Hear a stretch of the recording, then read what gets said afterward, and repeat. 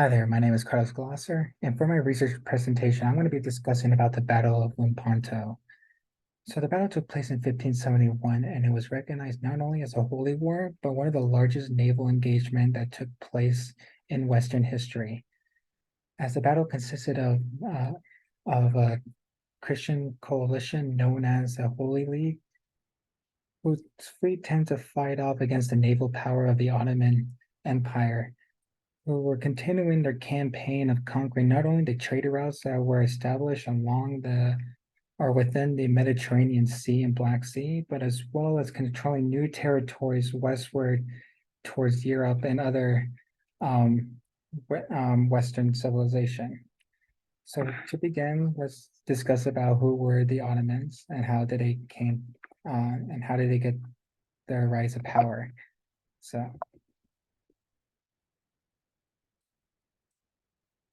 So the Ottomans were originally a small nomadic group that were originated in northwestern Anatolia, and their economy was mostly dependent on ratings. However, early Ottomans were under control of two authoritative forces, such as the Seljuk Sultanate and as well the Abbasid uh, Caliphate of Bulgaria, who tends to regulate not only their borders but also as well their territories to that prevented their expansion. That was until the Mongols began settling in Anatolia, which resulted in both forces to be weakened and destroyed by the Mongols. As a result, it freed Ottoman and the Ottomans from continuing what they did best, which was raiding, and began a series of events of like seizing important cities along the weakened frontiers of Byzantium. So between the mid 14th, 16th century, you can see that there are certain events that contributed towards the Ottoman Empire rise of power, such as the extended control of Danube in 1345, which was an important waterway for imports and exports of goods in Europe. And a few decades later, in the Battle of Kosovo, the Ottomans ended up defeating a strong Serbian coalition. As a result, would lead the Ottomans to control Greece, Bulgaria, and the Balkans. One of the most impressive conquests they end up succeeding though was their control of Constantinople. However, in early centuries, they attempted to seize Constantinople. However, they were unsuccessful due to under the leadership of Timur II, because of how the Ottomans had to constantly not only fight off the Crusaders that were sent to defend the holy city, but moreover they had to withdraw due to Mongols invading Anatolia, which would result the Ottoman army and the leader to be destroyed. And over a century later, with a new sultan arising, known as Sultan Mehmed II, also known as the Conqueror, he ended up succeeding breaching the walls of Constantinople and ended up killing the Byzantine emperor and moreover would use use civilians as slaves. And another century later, or not, and in the between the 1520s and 1530s, they will also continue their conquest, but in Syria, Egypt, and Hungary, in order to, in hopes of redistributing their trade routes into Danube that would eventually lead up to the Constantinople, which they established as their new capital, and eventually westward towards Europe. So not only as a result of losing Constantinople caused like a psychological shock towards European country, it didn't really cause like an economic impact towards them, as they had other trade routes to rely on outside of the Eastern Roman Empire. However, they did grow concerned of the Ottoman rising of naval power that were stationed in Eastern Mediterranean and the Black Sea, which would cause some paranoia of eventually the Ottomans would uh, begin sieging Italian cities, not only like Italian cities, but like Western Europe.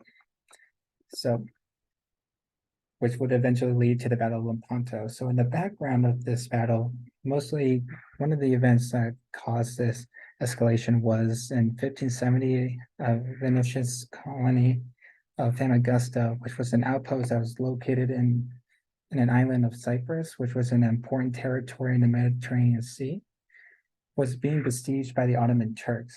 However, even though the Cyprus ended up surrendering due to a negotiation between the Ottomans of allowing the civilians to leave freely outside of Cyprus.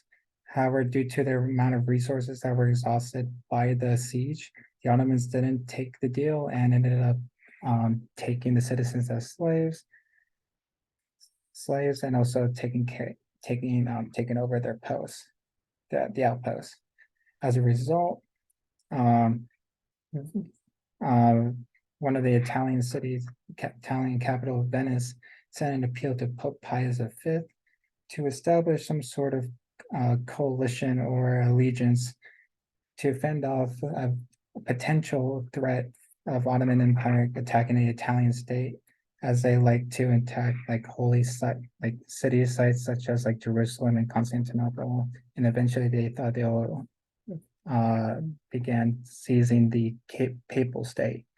So as a result, uh, Pope Pius V would form the Christian coalition known as the Holy League, which considerably like majority of the league were composed of the Spanish Empire and as well the Republic of Venice.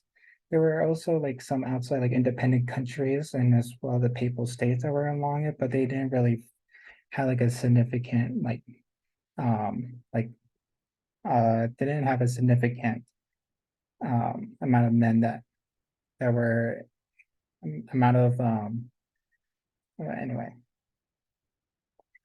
Then, however, when they began, however, there were a lot of numerous complications when forming the alliance, as the Pope wanted not only France but the Holy Roman Empire to join alongside their allegiance. However, they were unable to because they were at the time they were struggling with other outside factors, other events of such as a reformation of the Catholic Church caused by Protestantism, which disrupted the balance of Christendom and in the Roman Empire, and as well in France, they had a lot of revolts that were occurring at that time. So they were unable to provide support for their allegiance. However, and moreover, there were many delays and disagreements amongst Venice and and the and the Spanish Empire, as Venice wanted to free the people in Cyprus, while Venice wanted to regain lost outposts or lost territories that were lost by the Ottomans. However, Pope Pius V persuaded Spain and Venice to agree to the terms of an offensive-defensive alliance for the coalition on September 1570. The Pope appointed John Ostia, who was a brother of Philip II, who was a king of Spain at the time, and with the papal general Marcantonio Colonna as his lieutenant. They began the Holy League fleet began assembling in Corfu in hopes that they're able to in hopes of waiting out the Ottoman Empire fleet to sail towards Greece.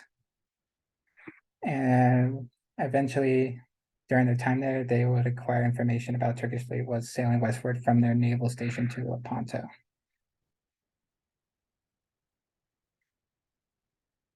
So this what makes the battle so being recognized to be one of the largest naval engagement because of the amount of fleets that were involved in this war. For instance, the Holy League, the fleet made up of the total of 65,000 men, 30,000 sailors and oarsmen, and 35,000 were soldiers.